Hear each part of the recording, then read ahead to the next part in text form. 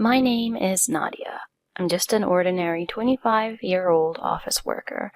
I live alone away from my parents' house. Although I was born in the countryside, I moved to NYC for work, and now I'm working as an accountant in a small company. I have been dating my boyfriend for a year. His name is Eugene Kirby, and he's 27 years old. Eugene was a salesperson from a client company and occasionally visited my office. At first, we only exchanged greetings, but we found out that we are from the same state and hit it off. He also moved to NYC for work. How about having a meal together sometime? That sounds good. Let's go.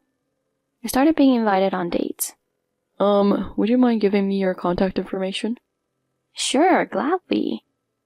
From there, our relationship naturally progressed. And on our first anniversary of dating, he proposed to me. Maybe it's just the right time considering our ages. I liked Eugene, and I thought it would be nice to be with him. There was no reason to refuse. When I replied that I would accept the proposal, Eugene began to tell me his personal story. Actually, I run my own paper manufacturing company. Is that so? That's why I plan to quit my current job and eventually return to my hometown. It's called Kirby Paper. Haven't you heard of it? I know it. It's a big company, isn't it? Right? There's hardly anyone in the state who doesn't know about it. They even have TV commercials. I never would have guessed that Eugene's family owned Kirby Papers. Kirby Papers is a well-known company in the state, ranking in the top 10 in terms of revenue. The current president is indeed a second-generation owner, so I wonder if Eugene might become the third? That's impressive. So Eugene, you're a wealthy heir? Well, something like that. Nadia, you're lucky, huh? Lucky to be chosen by me. I chuckled a little at his snide attitude. I don't remember Eugene being the kind of person who talks like this. And if he's planning to quit his job and return to his hometown, why didn't he talk about it before proposing? It was the first time I felt uneasy about Eugene. What will happen to my job if we get married? I remember telling Eugene that my dream was to gain proper experience as an accountant in a regular company and help my father in the real estate business. Is he really considering all that? I tried to ask, but then I thought that maybe Eugene has something in mind, so I held back. Since he hasn't told me to quit my job right away, maybe returning to his hometown is still a distant plan. I guess we'll talk about it next time. That's what I thought, but Eugene gradually began to change after that day. It might be more accurate to say that his true nature gradually became visible. Eugene's stories started to revolve around boasting about his family.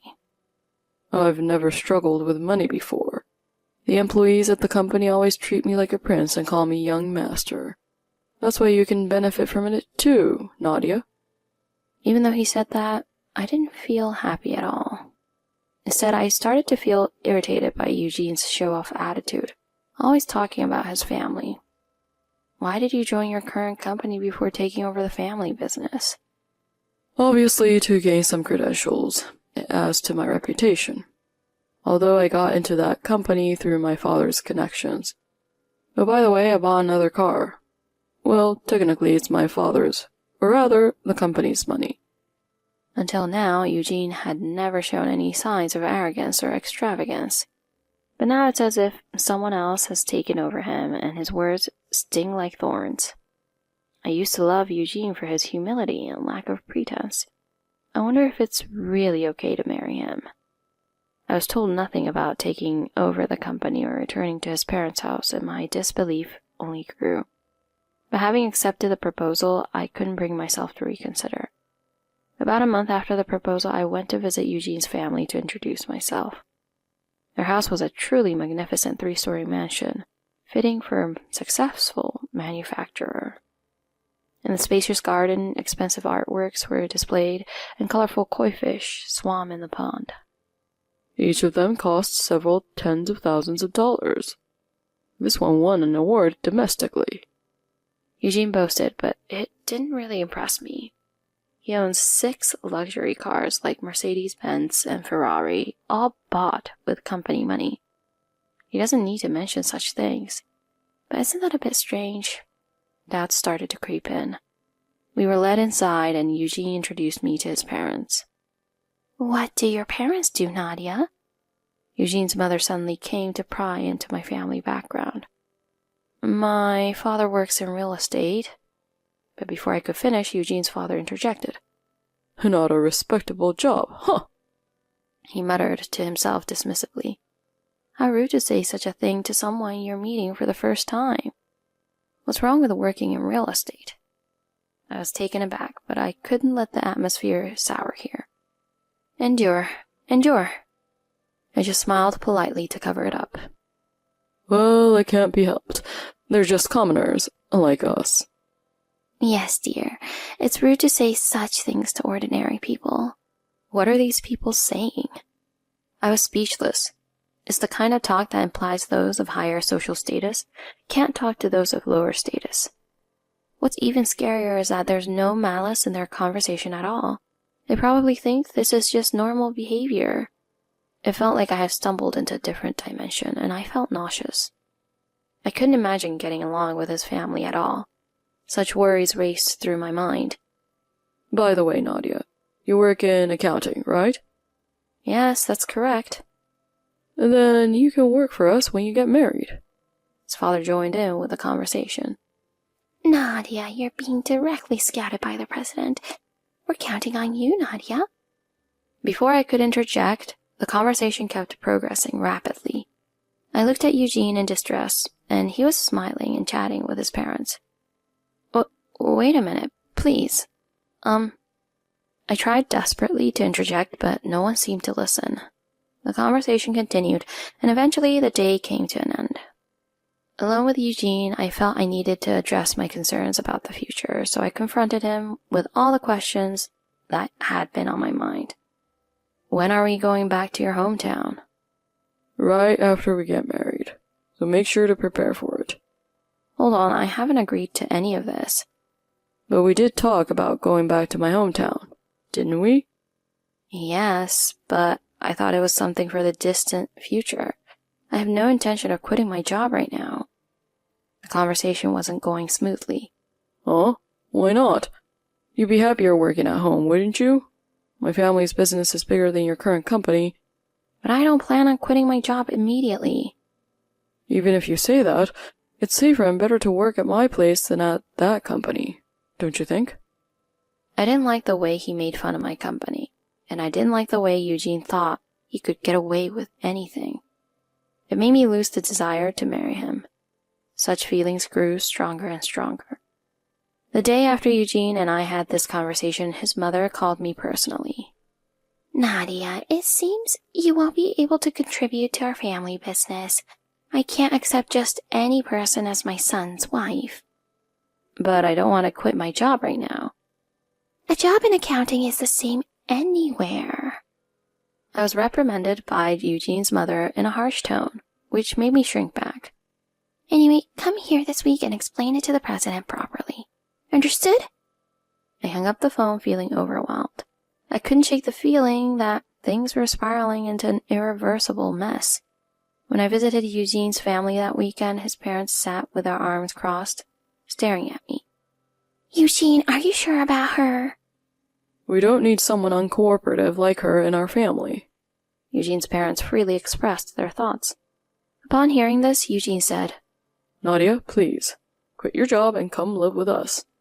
He tried to persuade me with tears, but I couldn't bring myself to accept it. I want to keep working at my current job. Please, understand. Even if you say that, you can't have a married life while staying in NYC. I understand, but... Do you really want to get married? Well... When asked again, I couldn't honestly say yes. Eugene's parents, fed up with my indecision, said, That's enough. Please, leave. I was finally kicked out of Eugene's house. For a while after that, I didn't hear from Eugene. I felt relieved that as long as this didn't turn into a bigger issue, I didn't need to get married. Then about 2 weeks later, I received a phone call, and the tone was quite serious. My parents want to meet. I want you to come over to my place this weekend with your parents, okay? I'm thinking about discussing our future.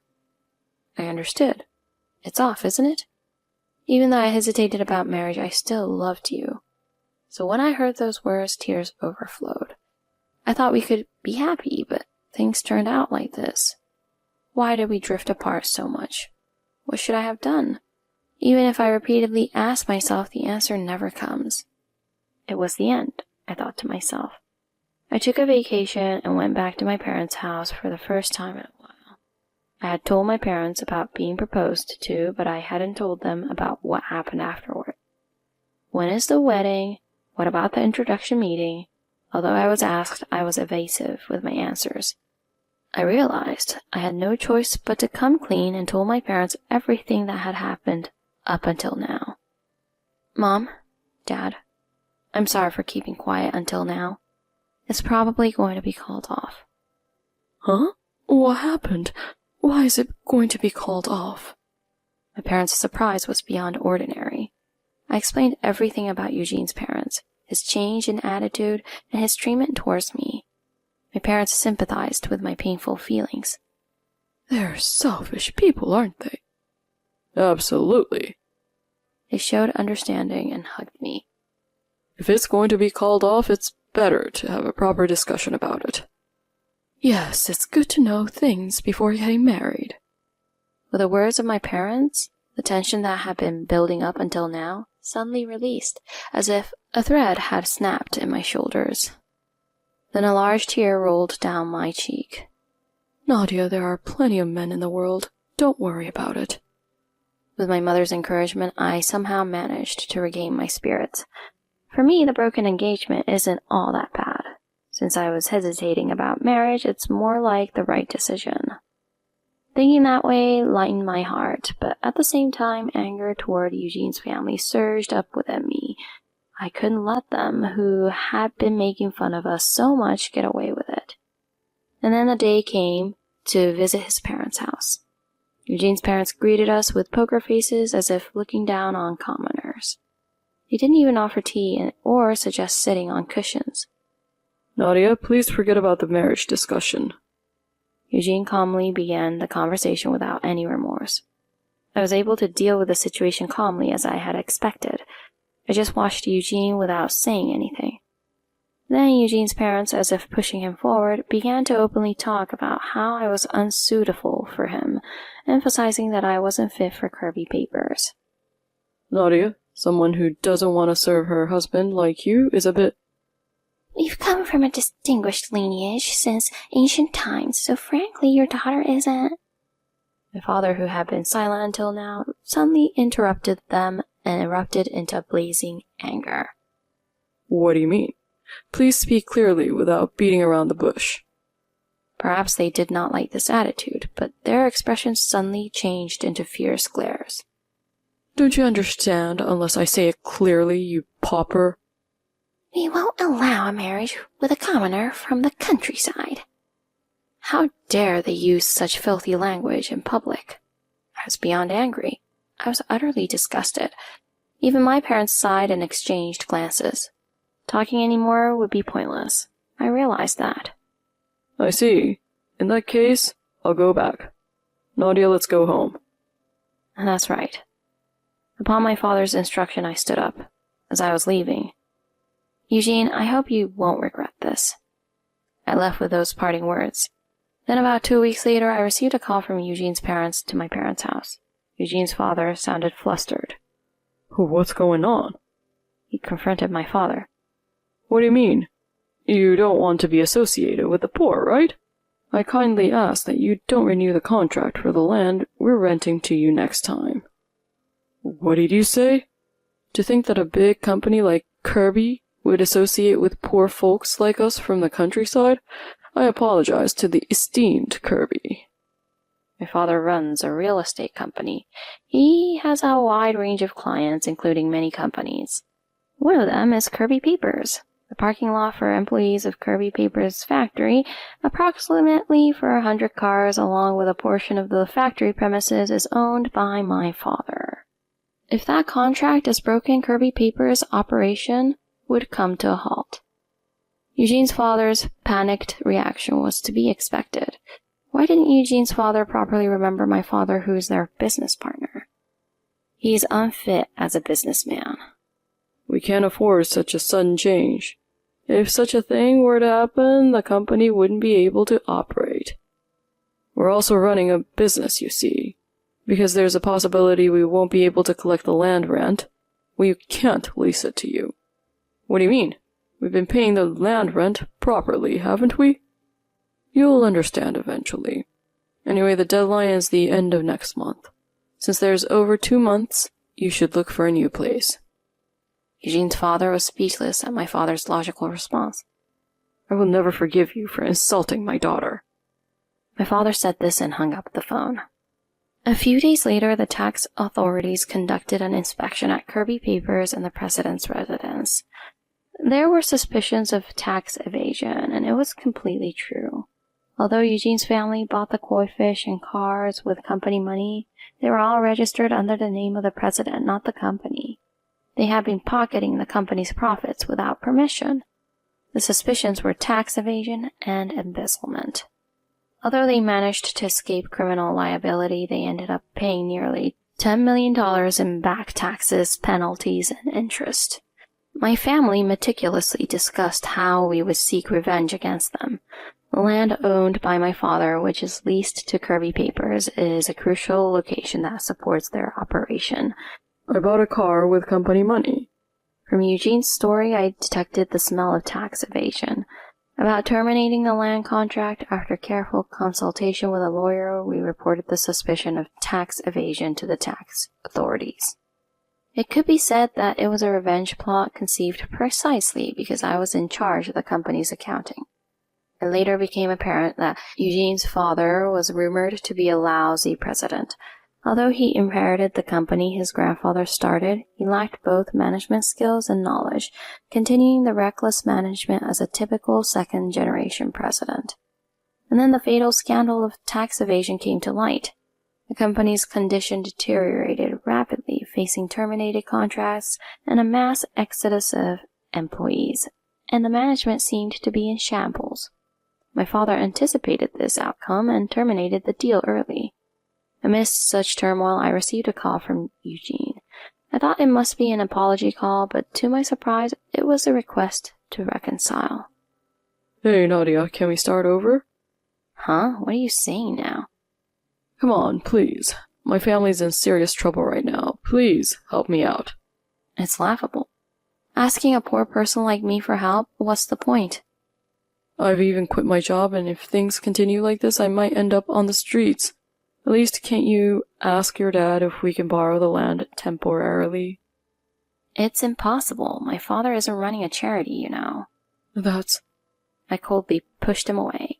After that, while Kirby Papers managed to avoid bankruptcy, they were refused loans from banks, and they've been barely scraping by. Still, to fall into decline so easily, it's clear they didn't manage things well, and Eugene's family didn't have any ideas to fix it. They're a family that relies on their grandfather's money and thinks they're better than everyone else. I want to see what happens in the end. Since then, I've completely cut off contact with Eugene. I didn't want to be begged, and above all, I wanted to forget quickly. And now I've started dating a new man I recently met. He's kind and respects others, a wonderful person. There are plenty of men in the world. I remember my mother's words. Nadia, would you consider being in a relationship with me, with marriage in mind? A happy confession from him. I'm slightly wary of the word marriage, but he didn't say anything and just hugged me. From now on, I want to be with him and be happy together.